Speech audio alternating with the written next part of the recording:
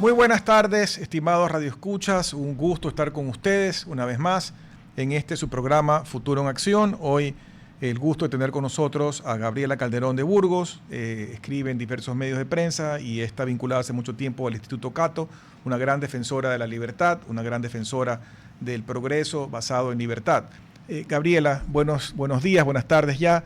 Y quería comenzar por el evento reciente, relativamente reciente del mes de enero, donde tú participaste, donde se celebra un año más, en este caso 26 años de la dolarización. Y uno de los grandes temas que lamentablemente año tras año hablamos cuando nos encontramos en esos eventos anuales es de la gran tarea pendiente post-dolarización.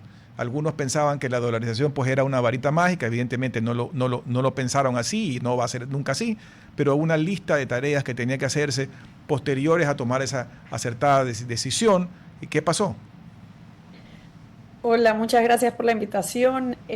Bueno, lo que he estado tratando de rescatar, porque es algo que también yo aprendí recientemente, es que un grupo de economistas, empresarios, entre los cuales estaba pues tu mamá y también Dora de Ampuero, Francisco Suet, que ya no está con nosotros, también Ernesto Arroba de la Universidad de Espíritu Santo en ese entonces, Pablo Lucio Paredes, Franklin López de la ESPOL. Ellos venían hablando varios años antes de la opción de la dolarización, pero no como una panacea, sino como parte de un programa coherente de reformas estructurales.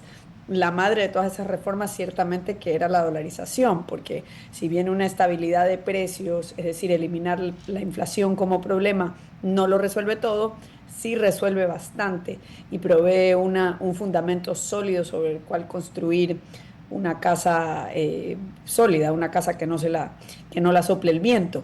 Lo que sucede es que faltaban otros elementos, otras reformas. Y esas reformas fueron anunciadas y promovidas desde antes de que se dolarice y se dio la coincidencia, esto es lo que yo aprendí hace poco, que 2 días antes de que Maguad anunciara la dolarización, el 9 de febrero del 2000, el 7 de enero del 2000 se publicó un manifiesto por varios de estos economistas y empresarios en los principales periódicos del país anunciando cuáles serían esas reformas, que coinciden con las reformas que 25 o más de 20 años después, no 25 años después, porque esto ya fue en pandemia, hace como 5 años, digamos alrededor de 40 economistas y personas que hacemos opinión sobre políticas públicas nos pusimos de acuerdo en torno a cuáles eran las principales reformas estructurales del país. Y eran 5 ideas, y de estas 5 ideas muchas coinciden con esas reformas estructurales que estos economistas decían el 7 de enero del 2000 que eran necesarias para que haya un mayor crecimiento económico y desarrollo en el Ecuador. ¿Cuáles son estas? Pues apertura comercial, una privatización de la seguridad social para que los trabajadores ecuatorianos sean dueños de sus ahorros, una reforma bancaria, es decir, una apertura financiera que permita la integración de nuestro sistema al del resto del mundo. Y en gran medida pues no se ha avanzado en esa agenda, en varios aspectos se ha retrocedido, en algunos de ellos sí que hemos avanzado contra viento y marea. Por ejemplo, un ejemplo de ello es la apertura comercial. El, en un reciente artículo tuyo escribiste sobre, se titulaba El problema es el centralismo. Y hago referencia de esto porque el gobierno actual, el gobierno del presidente Noboa, lanza una disposición o pretende poner una mayor disciplina en el gasto de los GATS y sobre todo critica el tipo de gasto que han tenido, el hecho que se ha gastado mucho en temas superfluos, en la fiesta de Navidad, en la fiesta por acá, en el show con drones y cosas así que realmente no sirven para mejorar la calidad de vida de la gente. El otro día vi a Lourdes Tibán en televisión defender que lo que dice el gobierno es impreciso, porque a veces no solamente es el tema de comprar el tractor, sino que también hay que ponerle gasolina o diésel, hay que tener el operador, entonces hay que tener un poco, sacar la lupa y ver cada caso puntualmente. Pero también hay un problema parecido dentro o peor dentro del mismo gobierno, del ejecutivo en general, no de ahora, sino de mucho tiempo atrás. ¿Cuál es tu visión de esto, Gabriel? La administración pública no tiene buenas calificaciones. Según índices internacionales, la calidad de los servicios públicos en Ecuador es muy deficiente.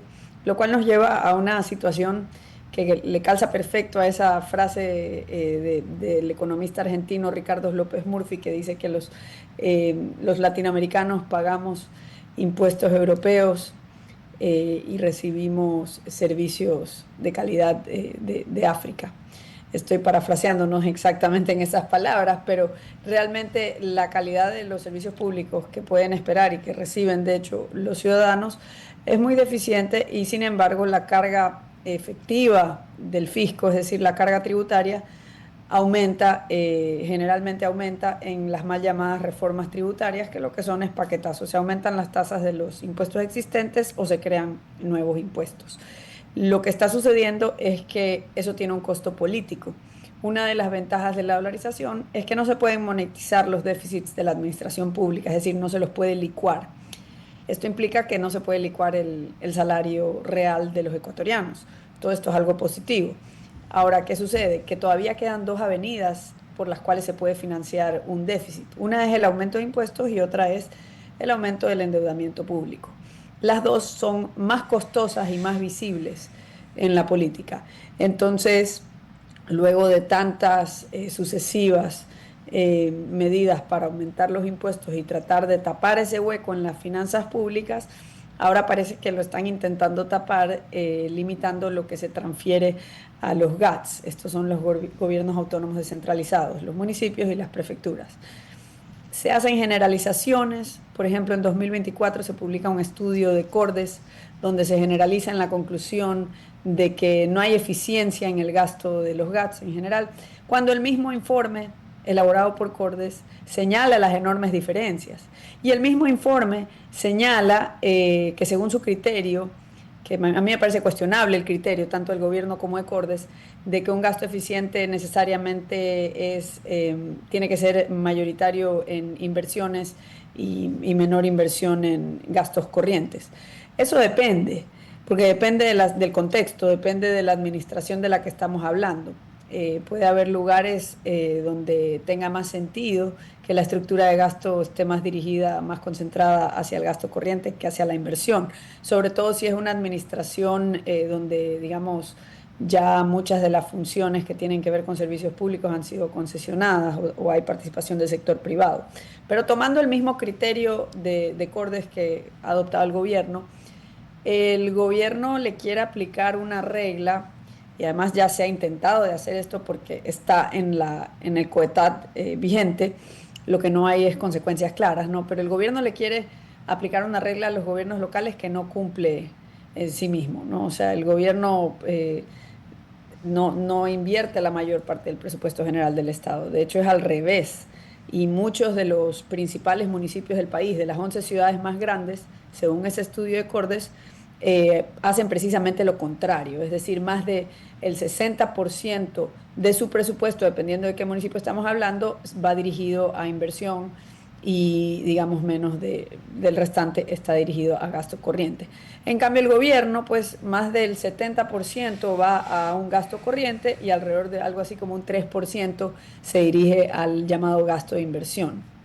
Luego también se dice que hay mala clasificación, que hay que tomar con duda, hay que cuestionar ese dato de gasto de inversión de los gobiernos locales porque clasifican muchas cosas que son corrientes como inversión. Pero el gobierno central también sabemos que ha hecho eso. Y eso realmente no es un justificativo para centralizar más todavía las rentas. El problema que tiene Ecuador es que lo que se ha descentralizado, y muy poquito, es la capacidad de gastar, pero no se ha descentralizado para nada la capacidad de recaudar. Y eso es lo que induciría a una administración más responsable, no solo de los gobiernos locales, sino a nivel nacional. Y habría una competencia tributaria entre las distintas regiones y entre los distintos municipios, lo cual no está permitido hoy en día. Y además que si tú le pagas impuestos a una autoridad que vive cerca de tu casa, va a haber mayor vigilancia, mayor rendición de cuentas que a nivel nacional. No, y hablando del tema del gasto y la calidad del gasto, nosotros nos acostumbramos mal como país a gastar más y más y más. Lo hemos hablado contigo, lo hemos hablado con algunos analistas como Jaime del Observatorio de la Política Fiscal, y el hecho es que se creció exponencialmente ese gasto no creo que la ciudadanía que nos está escuchando piense que en la misma proporción de crecimiento del gasto ha mejorado ni las carreteras, ni la salud, ni la educación, peor aún la seguridad. Entonces también llega la hora de sincerar y ver si yo pude vivir, para poner una referencia en el tiempo, al término de la época, por ejemplo, de Lucio Gutiérrez, pudimos vivir como país con tanto dinero que representaba tal porcentaje del PIB y ahora ha crecido sustancialmente. ¿Por qué pude vivir con eso antes y ahora no es que estoy viviendo 3 veces mejor? Entonces, ese análisis crítico, objetivo, técnico, yo creo que le falta hacerse en el país, ¿no? Y además el problema del debate es que, por ejemplo, hay unas personas que dicen, no, es que debería de transferirse más desde el gobierno central hacia las administraciones locales. El problema es que les transfiere muy poco. Otro lado del debate es, no, porque lo malgastan en fiestas y conciertos y entonces hay que transferirles menos. Y nos vamos a inventar una regla mediante la cual nosotros definimos si han gastado bien o mal. Y si han gastado mal, según nuestro criterio a discreción nuestra, nuestro juicio discrecional, les vamos a asignar menos, de tal manera que el gobierno central se coloca como juez y parte. Hay un conflicto de intereses, porque el gobierno tiene que calificar si tú como municipio o prefectura has gastado bien y luego que te califica, si te califica mal, pues le conviene porque va a concentrar mayores recursos. Y luego hay otro problema en la ley propuesta, que es que se hace que justos paguen por pecadores, porque digamos, si es que la suma de los gobiernos locales no han cumplido con esta regla de 70% para inversión, mínimo 70% para inversión y el resto en gasto corriente, se reduce como a la mitad lo que se transfiere a todos, incluso los que son mucho más eficientes según ese criterio que el gobierno central. Y el problema realmente es que las competencias, no solo la capacidad recaudatoria, que lo único que puede recaudar impuestos es el SRI, en otras partes del mundo es lo más natural y lo más normal que tú tienes los impuestos de la ciudad, por ejemplo, Estados Unidos, tienes los impuestos de la ciudad, los impuestos del Estado y los impuestos del gobierno federal. Y cada uno tiene su capacidad recaudatoria y sus competencias distintas. Y de hecho, en Estados Unidos hay mucha competencia entre ciudades. Yo viví en la zona de Washington, D.C. y mucha gente se cambiaba de departamento o de residencia simplemente para pagar impuestos más bajos en Maryland o en Virginia, que tenían impuestos mucho más bajos que el Distrito Federal de Washington. Y bueno, esa competencia termina beneficiando a los usuarios de los servicios públicos porque son estos municipios, estos gobiernos locales descentralizados realmente con su capacidad recaudatoria y sus competencias, los que compiten no solo por el voto con los pies de los ciudadanos, sino también por las empresas. Es decir, hay una intensa competencia entre los gobiernos locales por atraer a esas empresas que podrían generar más oportunidades en su zona, en su región. Y lo que pasa aquí es que muchas veces se le reclama a los municipios porque los municipios son esa autoridad más cercana al ciudadano de a pie, ¿no? O sea, uno ve una falla de seguridad, una falla en la vialidad en nuestra ciudad, en Guayaquil, que digamos es la más grande del país en población, y podría tener esa tendencia natural a reclamárselo al alcalde de la ciudad, cuando muchas veces el alcalde no tiene mucho que hacer respecto de eso porque son competencias concentradas por el gobierno nacional. Claro, pero en eso de las competencias, por ejemplo, quisiera tu opinión al respecto de esa transferencia de competencias, porque, por ejemplo, una de las competencias que sí han sido transferidas a algunas ciudades ha sido la del tránsito. Y sin embargo, el gobierno nacional hoy en día ha intervenido la ANT, ha cuestionado el rol en tránsito de algunos municipios. Yo concuerdo en parte porque veo que en general en el país, no importa si es Guayaquil, Quito, Ambato, lo que sea, creo que el tema del tránsito sigue patas arriba. Yo creo que igual los malos hábitos de conducción no han mejorado. A veces se puso demasiado énfasis solo en temas recaudatorios, como tener por todos lados unos lindos radares que te iban timbrando por 1 kilómetro que te pasabas, iban timbrando, pero en cambio en lo que uno vive en el día a día de la calle, de ver carros sin placas, carros que no cumplen el tema de las películas oscuras, pero sobre todo el tema de las placas, o que manejan como locos, que se cambian de carril sin poner direccionales, que se quedan tapando la intersección. Todo eso sigue habiendo en todas las ciudades del Ecuador y no ha mejorado. Es que lo esencial es establecer un vínculo entre la delegación de la competencia y su correspondiente capacidad recaudatoria. Lo que hay aquí en nuestro sistema es una ensalada muy extraña, con una mezcla donde se le entrega a todos por igual una transferencia, independientemente de qué tan eficientes o productivos sean en su gasto.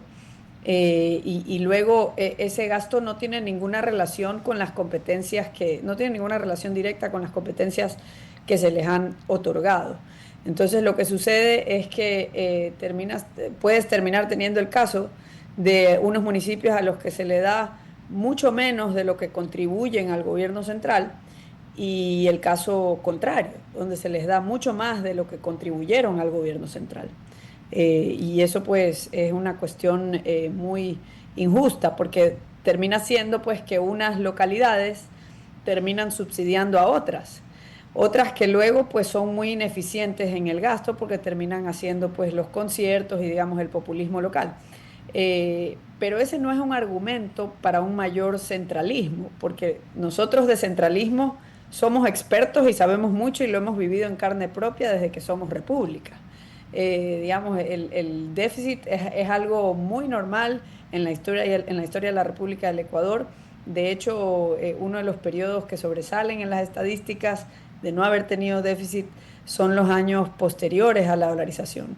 Y desde el año 2014, desde el año 2012 aproximadamente, desde el año 2012 hasta la fecha, solo en un año tuvimos un ligero superávit, y creo que ese año fue 2022 o 2023. Entonces, digamos, los déficits son algo muy normal en la administración central. Ese estudio de Cordes de 2024, en cambio, señala que si tú tomabas en el año 2023 la suma de todos los municipios, de su presupuesto y sus resultados, termina saliendo un superávit. Y la conclusión del estudio es, bueno, ¿por qué no centralizar más en aquel gobierno que siempre termina dando como resultado un déficit? Pero a mí esa lógica no, como que me estalla, no me cuadra. Entonces lo que sucede es que sí, dentro de los 221 municipios, no sé exactamente cuántas prefecturas son, debe haber ejemplos de administraciones públicas muy eficientes, y también de unas que no lo son tanto y unas que son terribles, incluso peores que el gobierno central. Pero el gobierno central no tiene autoridad moral para venir a imponer esa disciplina, porque ni siquiera ha empezado en casa propia. Es decir, ellos tienen una administración pública sumamente ineficiente, donde no se ha hecho ninguna reforma para optimizar el gasto. Y esto es así porque además, por más de que haya la voluntad política, hay una disposición constitucional que exige que el gasto siempre crezca. Y eso no necesariamente es lo que se necesita. Como tú bien decías, Giovanni, aquí el gasto ha crecido, pero sin embargo la gente no ve eso reflejado en mejoras en la calidad de los servicios públicos. Porque sucede, y esto está demostrado en varios ejemplos de políticas públicas, que a veces el gasto público se puede reducir conforme mejoran los servicios públicos. Eso es lo que sucedió en el caso de Guayaquil.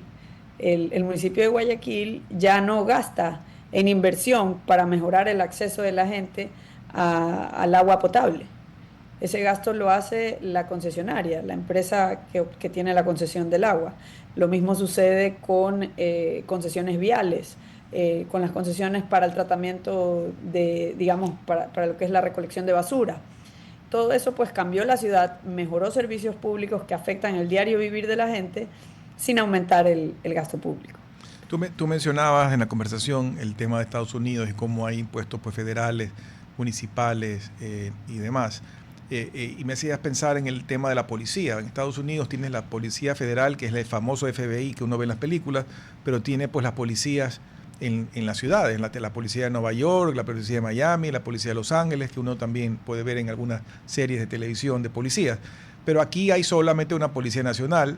Claro, es un país chiquito, tal vez la realidad es distinta, pero lo cierto es que en la práctica las ciudades, y hablo concretamente de Guayaquil, están sufriendo mucho a nivel de pérdida de negocios, sobre todo el pequeño negocio de local de pie de calle, que está siendo vacunado, por ejemplo, que está siendo atacado en el sentido de que ya no pueden seguir adelante pagando vacunas y demás, y en muchas zonas de Guayaquil cierran y uno ve locales ya con las puertas cerradas, que dice se alquila o se vende, y esto se ve en el centro de Guayaquil, se ve en barrios emblemáticos como Urdesa, Garzota, etcétera. Sin embargo, la ciudad como tal, como municipio, claro, puede invertir en cámaras, puede invertir en tecnología, puede apoyar a la policía dándoles camionetas, pero no hay una policía municipal.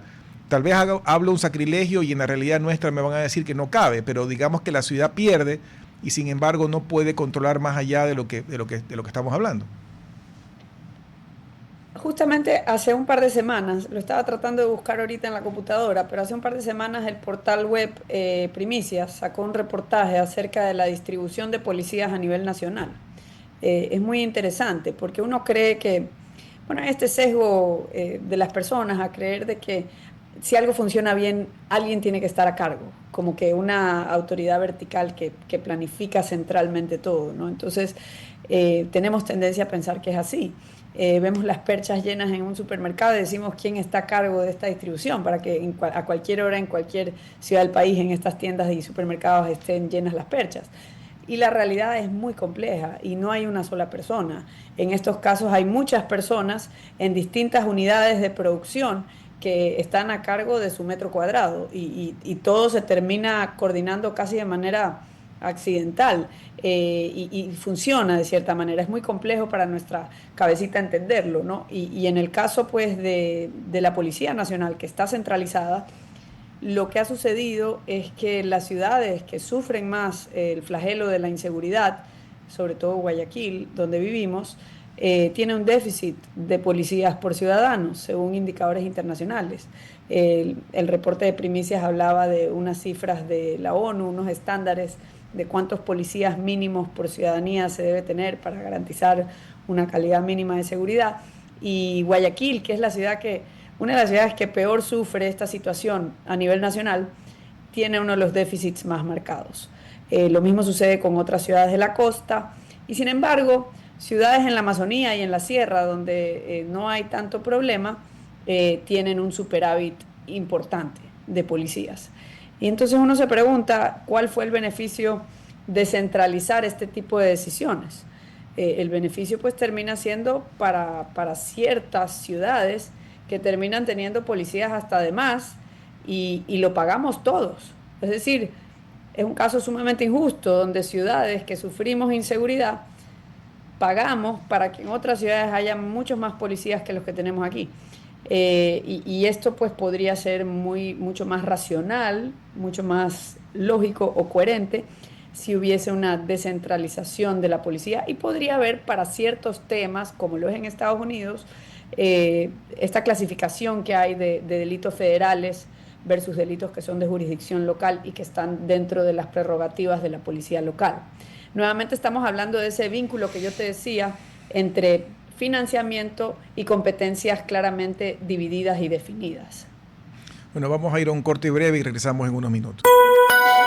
RTP 96.5, a la conquista del mundo digital. Presenta sus nuevas instalaciones y tecnología de vanguardia. Renovamos nuestro compromiso de seguir brindando contenido útil y de la más alta calidad. Programas de opinión con referentes de la comunicación. Noticias para contar todo lo que está pasando en todo momento. Una variedad de segmentos con lo que necesitas saber. Y asociaciones internacionales estratégicas. Todo para mantener a nuestra audiencia y seguidores siempre bien informados. Siempre en RTP. Buena compañía. Por regresar con nosotros a su programa Futuro en Acción. Para las personas que recién se enganchan, estamos hablando con Gabriela Calderón de Burgos sobre su visión de lo que pasa en algunos temas vinculados con el Ecuador. Antes de pasar a temas internacionales, sí quería preguntar algo importante con respecto al sistema financiero ecuatoriano. La banca ecuatoriana está muy saludable, es un sistema moderno, pujante, pero ustedes en el IEP, y tú particularmente has escrito sobre la modernización en el sentido de abrir las puertas para que se constituya el Ecuador en un centro financiero internacional, como por ejemplo lo es hoy en día Panamá. ¿Qué nos falta para hacerlo, Gabriela, y qué ventaja tendríamos en hacerlo? Bueno, sí, mucha gente dice, pero Ecuador es un mercado muy pequeño, no le interesa a la banca internacional, no hay nada que prohíba que vengan. Y bueno, eso hay que tomarlo con un granito de arena, porque si bien no hay una disposición legal o constitucional que diga que está prohibido que vengan, el conjunto de regulaciones del sector financiero y también lo que tenga que ver con política tributaria y laboral que afecta también al sector financiero como a los demás, termina siendo poco atractivo y prohibitivo, porque como no somos la última Coca-Cola en el desierto, se ponen a mirar el entorno de negocios en nuestro país, sobre todo los negocios financieros, y prefieren otros destinos. Y realmente Ecuador, siendo una de las 3 economías dolarizadas en América Latina, podría ser un centro financiero estrella y debería fijarse esa meta, porque sería el desarrollo de toda una nueva industria de servicios financieros. No solo eso, sino que aportaría mayor seguridad, mayor solidez al sistema financiero, porque al tener la presencia de bancos extranjeros, estos pues servirían como prestamistas de última instancia cuando escasee la liquidez. De esta manera, el sistema panameño se nutre de la liquidez en el extranjero, de los ahorros de extranjeros, cuando hay escasez de liquidez en su economía. ¿Cómo funciona esto? Si es que hay una escasez de liquidez y la tasa de interés no está controlada, la tasa de interés empieza a subir, reflejando esa escasez de liquidez, y los bancos internacionales, en búsqueda de mayores rendimientos por sobre sus inversiones, con el clic de un mouse, repatrian liquidez hacia sus filiales en Panamá, y entonces se empieza a satisfacer esa escasez, esa demanda de liquidez, y pronto pues esa tasa de interés vuelve a bajar para reflejar que se ha saciado esa temporal escasez de liquidez. Entonces, ¿qué tenemos aquí? Aquí tenemos un sistema con control de tasas de interés, a diferencia de Panamá. Panamá no tiene un banco central, aquí no solo que lo tenemos, sino que tiene muchísimas funciones. En El Salvador prácticamente es un cascarón vacío, no tiene muchas funciones. Y aquí también hay disposiciones, no solo a nivel de las leyes, sino en la Constitución, que hacen que sea poco atractiva las inversiones en el sector financiero. Por ejemplo, se trata de dirigir cómo debe estar conformado el portafolio de inversiones, es decir, el portafolio de la cartera de préstamos de los bancos. También se regulan muchas tasas que pueden cobrar por distintos servicios. También está regulado cómo debe estar conformado el directorio de los bancos.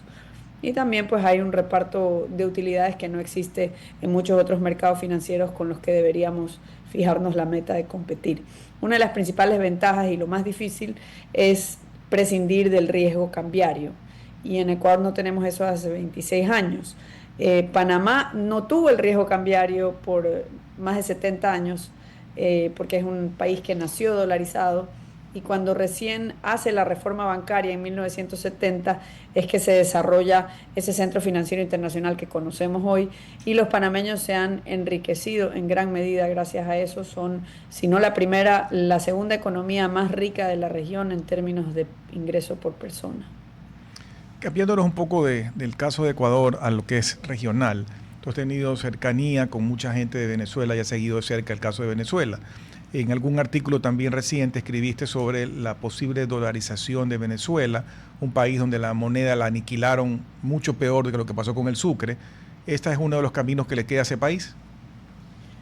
Sí, claro, o sea, Venezuela ahorita, según el economista, que tú también lo conoces, Steve Hanke de Johns Hopkins University, él tiene un índice donde él calcula la inflación, y es importante sobre todo para estos países con monedas muy volátiles. La manera que él calcula es utilizando el tipo de cambio de mercado negro, y esto es el mercado libre en estas situaciones, y le da una tasa anual de inflación en Venezuela de 700%. Para quienes estén interesados en seguir el indicador de Venezuela de manera más seguida y regular, pueden meterse a CEDICE, un instituto de investigaciones económicas con sede en Caracas, que publica su informe El Inflaciómetro. Y bueno, pues estamos hablando de tasas de inflación de 3 dígitos para el llamado Bolívar fuerte. que tiene El de todo fuerte menos no tiene fortaleza. nada. Así es. Entonces, lo que termina sucediendo en estos casos, y ya lo vivimos en el Ecuador, es que la gente participa de un proceso espontáneo de dolarización. Y entonces vimos cifras a fines de 2025 de que gran parte del sistema financiero de Venezuela ya está en dólares. Es decir, más del 60% de los depósitos en bancos privados en Venezuela están en dólares. Y muchas de las transacciones se hacen en dólares.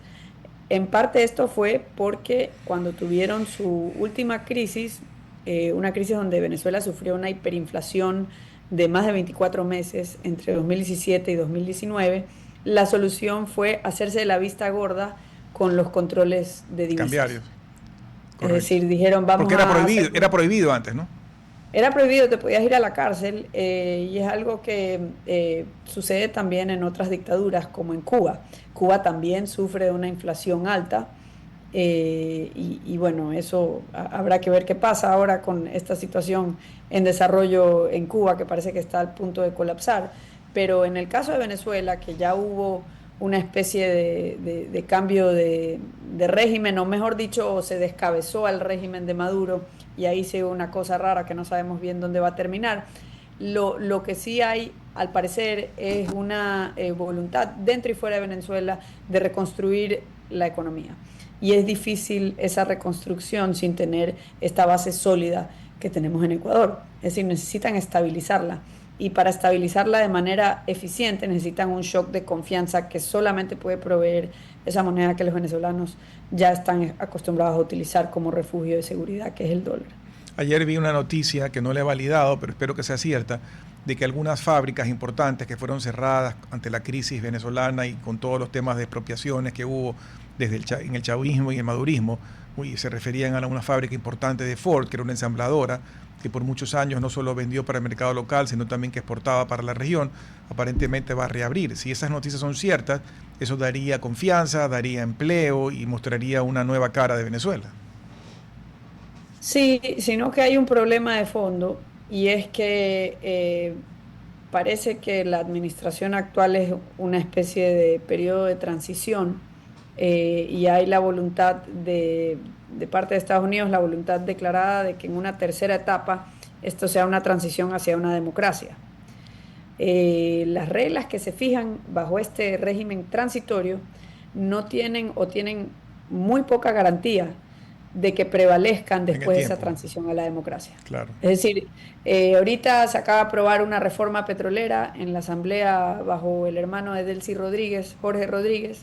Esa ley petrolera puede tener cosas positivas, igual deja mucha discrecionalidad al Poder Ejecutivo para fijar las regalías que cobraría el Estado para las empresas privadas, y en muchas otras cosas sigue siendo, pues, digamos, una versión mucho más light de lo que existe actualmente, no una verdadera reforma de naturaleza como la que propone, por ejemplo, Vente Venezuela, el grupo de María Corina Machado, que proponen privatizar la industria petrolera.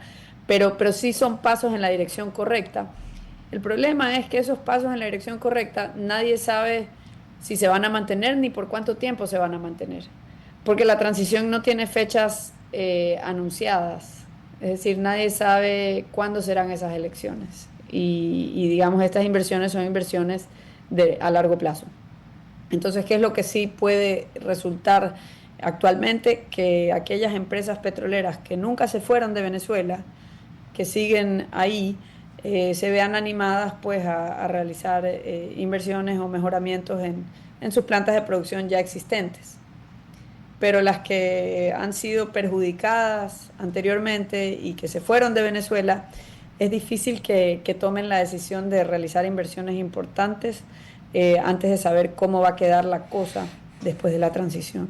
Hablando de inversiones importantes y de la parte y del rol de lo privado, me regreso un poco a Ecuador, porque hoy hay un artículo interesante de Roberto Espiazo en El Universo sobre estas reformas al sector eléctrico que permitirían mayor intervención de lo privado en lo eléctrico, y ya sabemos que hemos tenido hace pocos años otra vez apagones y esperemos que no tengamos nuevamente porque nos está ayudando la parte hidráulica o hidroeléctrica.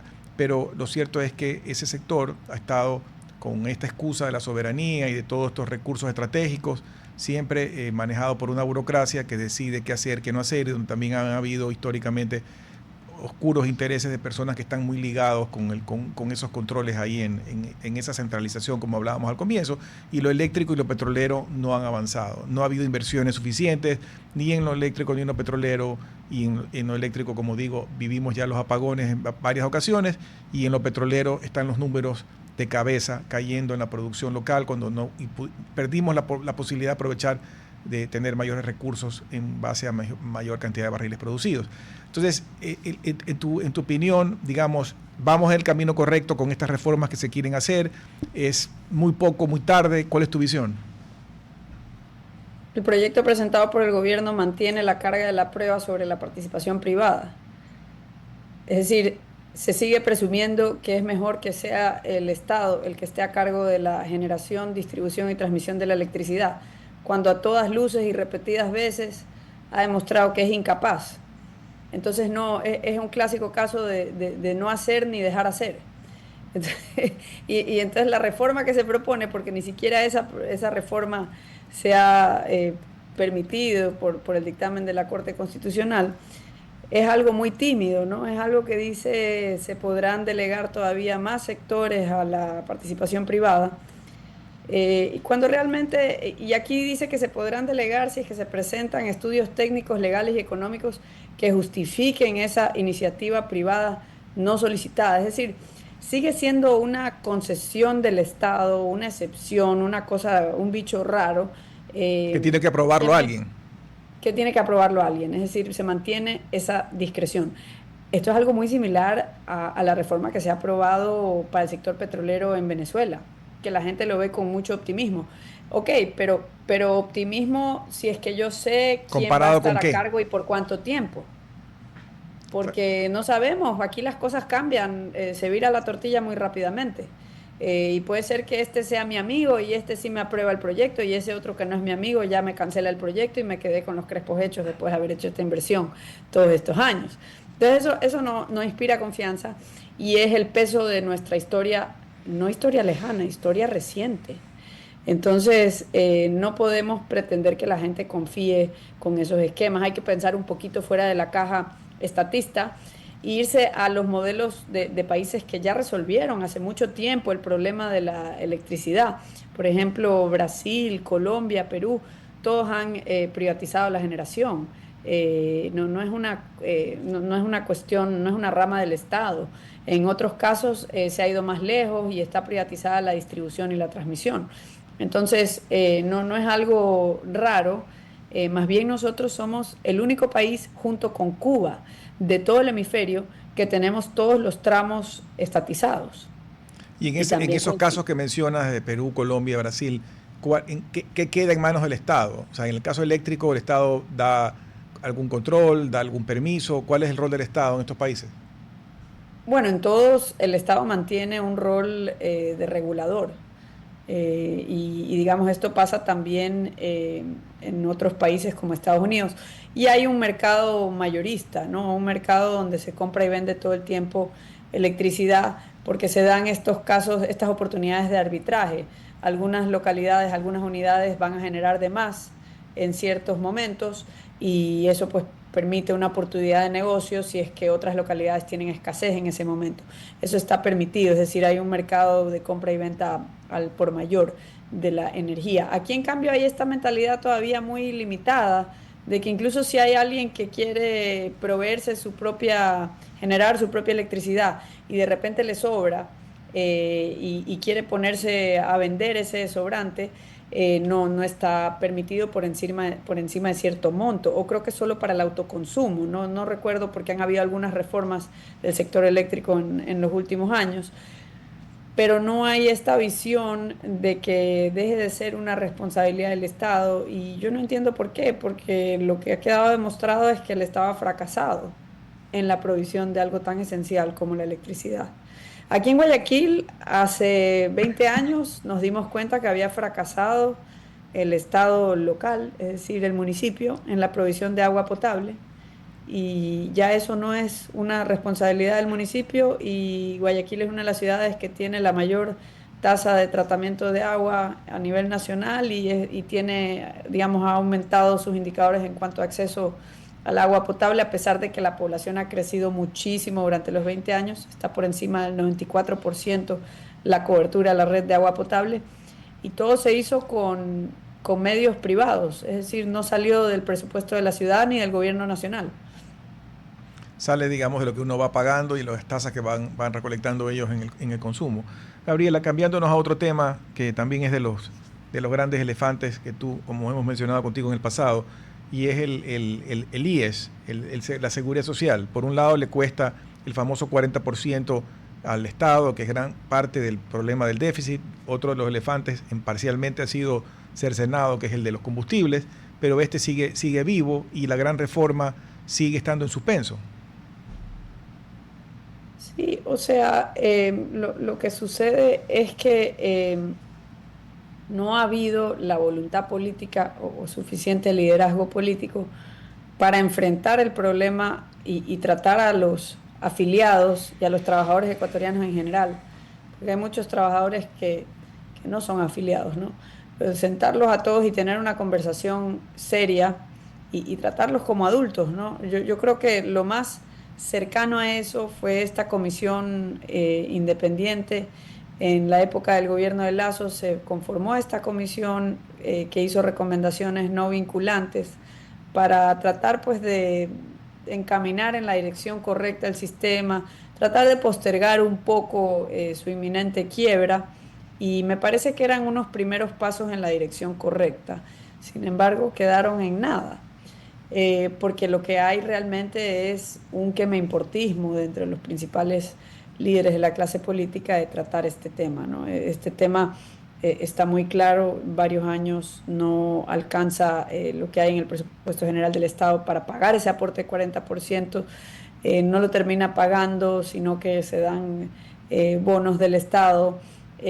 Muchas veces hay también esta situación en la que el 60% que debe salir del fondo de pensiones no alcanza, entonces lo toman del fondo de salud, y bueno, ahí hay varios problemas. Una, que está mezclado el tema de salud con el tema previsional, no deberían estarlo, y por otra parte, pues que la demografía ha cambiado muchísimo, cada vez se necesitan más trabajadores para financiar a un solo jubilado, pero cada vez hay más jubilados por cada trabajador, porque Claro. las tasas de fertilidad no solo en Ecuador, sino a nivel mundial están cayendo. Entonces es una tragedia, porque realmente sabemos que algo está muy mal, sabemos que es una quiebra inminente, pero nadie quiere tomar el toro por los cuernos y digamos, sentarnos a hablar de lo que realmente sucede, porque lo primero que se debe hacer es detener esa hemorragia, porque si no el paciente se nos muere.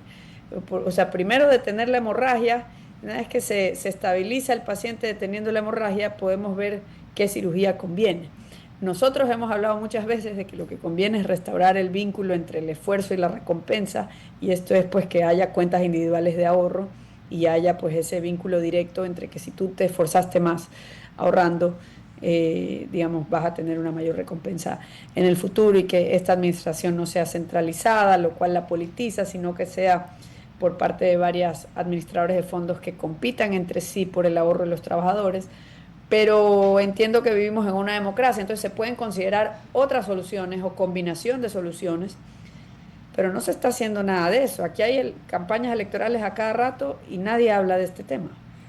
Y el modelo chileno, que sí es el de ahorro individual, ¿cómo le ha ido? Porque entiendo que también ha tenido problemas, pero no sé si es por el modelo en sí o porque hubo malos manejos. A ver, el modelo chileno no ha tenido el tipo de problemas de los que se hablan aquí, es decir, no existe en Chile escándalos de pensiones robadas o de fondos malversados, porque los fondos están administrados por las AFP, las administradoras de fondos previsionales, de manera descentralizada, y estas administradoras de fondos previsionales son reguladas de la misma manera que son reguladas las empresas de seguros o los mismos bancos.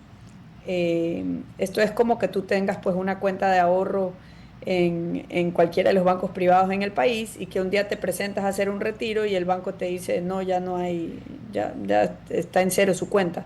Y, o sea, es decir, esas cosas aquí no pasan porque hay responsabilidades penales incluso para los directores de estas instituciones. En cambio, con la administración centralizada de la seguridad social, de los ahorros de los trabajadores, estos escándalos de corrupción son pan de todos los días. En el caso de Chile, lo que ha pasado, pues se detuvo la hemorragia del sistema de reparto que había hasta 1982.